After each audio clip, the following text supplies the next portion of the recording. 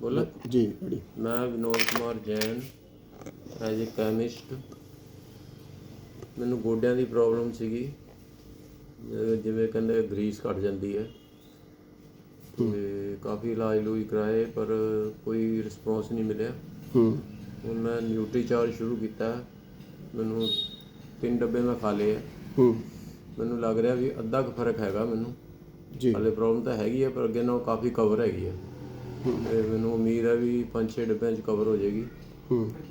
ਬਾਕੀ ਲੋਕਾਂ ਨੂੰ ਸੁਝਾਅ ਦੇ ਰਿਹਾ ਵੀ ਅਗਰ ਕਿਸੇ ਨੂੰ ਹੈ ਪ੍ਰੋਬਲਮ ਤਾਂ ਇਹ ਸ਼ੁਰੂ ਕਰ ਸਕਦੇ ਆ, ਇਹਦੇ ਰਿਜ਼ਲਟ ਹੈਗੇ ਕਾਫੀ। ਇੱਕ ਵਾਰੀ ਅੰਕਲ ਪ੍ਰੋਡਕਟ ਕਿਹੜਾ ਤੁਸੀਂ ਯੂਜ਼ ਕਰ ਰਹੇ ਹੋ ਸ਼ੇਅਰ ਕਰ ਦਿਓ। ਇਹ ਪ੍ਰੋਡਕਟ ਹੈਗਾ ਨਿਊਟਰੀ ਚਾਰਜ ਬੀਜੇ, ਨਿਊਟਰੀ ਚਾਰਜ ਬੀਜੇ, ਨਿਊਟਰੀ ਚਾਰਜ ਵਿਜ ਬੀਜੇ ਬੀਜੇ ਤੇ ਅੱਛਾ ਇਹਦਾ ਰਿਜ਼ਲਟ ਹੈ, ਕੋਈ ਕੈਮੀਕਲ ਨਹੀਂ, ਕੋਈ ਕੁਛ ਨਹੀਂ। ਕਿੰਨੇ ਕੁ ਦਿਨਾਂ 'ਚ ਸ਼ੁਰੂਆਤੀ ਫਰਕ ਤੁਹਾਨੂੰ ਅੰਕਲ ਮਹਿਸੂਸ ਹੋਣ ਲੱਗ ਗਿਆ ਸੀਗਾ? ਮੈਨੂੰ ਲੱਗ ਗਿਆ ਸੀ ਕੋਈ 1 ਡੱਬੇ ਤੋਂ ਬਾਅਦ ਲੱਗ ਗਿਆ ਸੀ ਸ਼ੁਰੂ ਹੋਣ। ਚਲੋ very good, thank you sir, thank you.